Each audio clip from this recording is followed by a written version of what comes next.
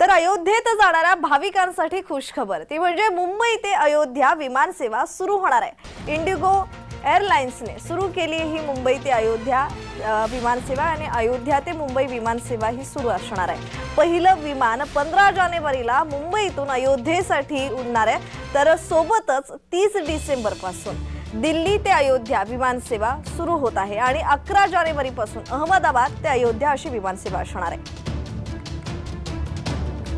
तर या संदर्भात अधिकची माहिती देत आहेत आमचे प्रतिनिधी शुभम उमाळे। शुभम, या संदर्भात अधिकचा तपशील।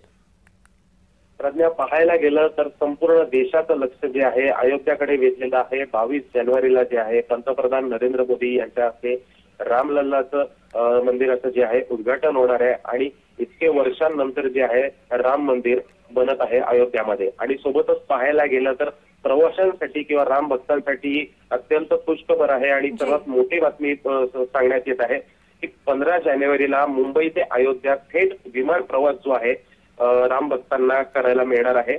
बघायला गेलं तर 15 जानेवारीला दुपारी 12:30 वाजता जे आहे इकडनं विमान सुटणार आहे, जे 2:45 ला अयोध्याला पोहोचेल आणि तिकडनं 3:20 परतीचं विमान असणार आहे, जे 5:40 मुंबईमध्ये पोहोचणार।